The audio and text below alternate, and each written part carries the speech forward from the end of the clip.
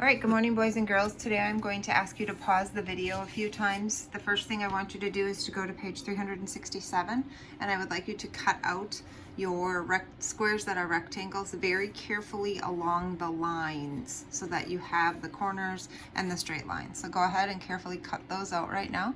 After you're done cutting them out, make sure you have your orange in one stack and your purple in another stack.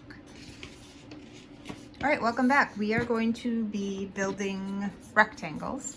We're going to start by taking one purple. All right, so we have one purple. Now, if we have one, think about, is this odd or even? Okay, we know that it is odd because it only has one. It doesn't have a partner. All right, now we're going to add an orange. Here we go. When we add an orange, we now have one purple, one orange, which is going to give us 1 plus 1 equals 2. And we know that 2 is even because they each have a partner. All right, and we also have a rectangle. And we know that it's a rectangle because it has 4 sides, 4 corners, and it's closed. All right, we're going to add another purple. Now, do we have a rectangle here? No, we do not. And are we odd or even? We are odd because this purple does not have a partner. All right, let's add another orange. Do we have a rectangle? Yes, we have a square that's a rectangle. And when we talk about a square, we know that a square that's a rectangle, all 4 sides are the same. All right, so we have 2 purple plus 2 orange, which is going to give us 4. And we know that 4 is even. Now, another word I want to talk about is rows and columns. When I think of rows, I think of when we have rows of chairs for assemblies. They're in a straight line across. And when I think of columns, I think of some homes, especially the big fancy ones, have these tall columns that hold up the porch. So rows go across and columns go up and down.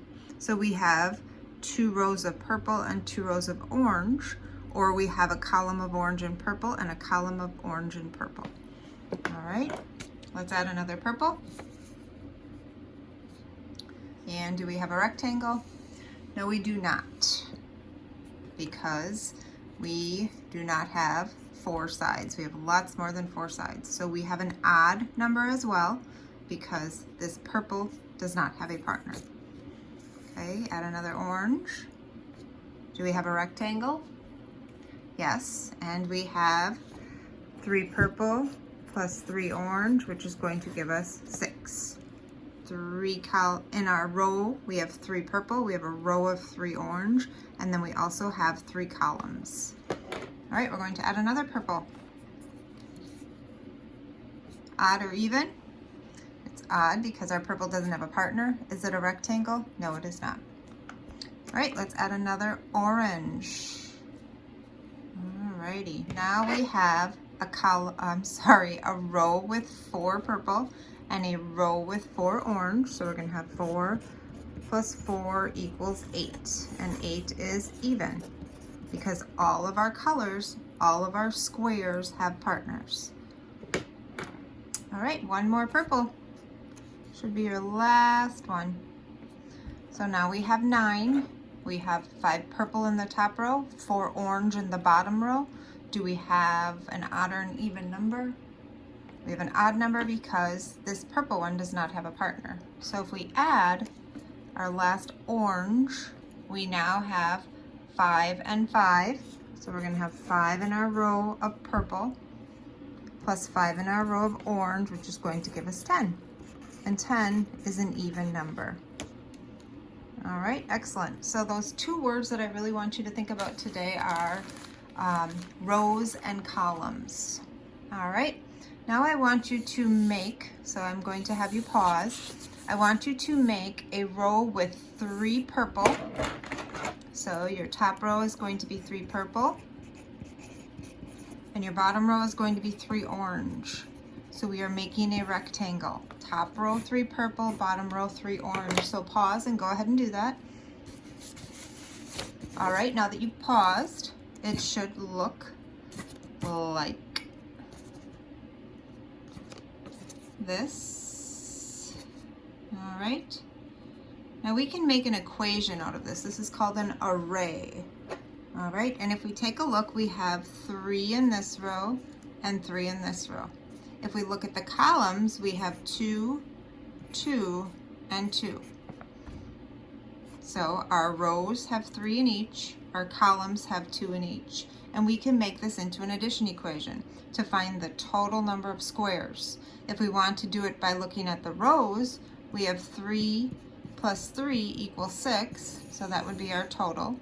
Or we can count it by the columns. We can't do both. It's one or the other because otherwise you're going to end up with a 12, and there's not 12. So over here we would add 2 plus 2 plus 2, which would give us 6, the same thing. Okay, let's take a look in your math book. All right, this first page, you're going to circle the rows. Remember, our rows go across. And number 2, you're going to circle the columns. Remember, columns go up and down. You do have a glossary in the back of your book that gives you more information about the vocabulary words. All right, now you're going to write equations for the arrays. I'm going to do number 3 with you, and then you can do number 4 on your own. Okay, so we're going to first count how many are in each row. So we have 2, 2, 2. So we have 2, 2, and 2. And then when we count the columns going down, we have 3 pairs and 3 pairs. Now we're going to start by adding. It doesn't matter which you start with, if you start with the columns or the rows. I'm going to start with the rows. So then I would put 2 plus 2 plus 2 equals 2, 4, 6. Then I have 3 plus 3. 3 plus 3 equals 6. Then you're going to do the same thing here. Just remember that you're not adding all of the numbers. You're either adding the rows or you're adding the columns. Okay, so this is part 1 of today's lesson. I'm also going to include part 2 because it's a little different.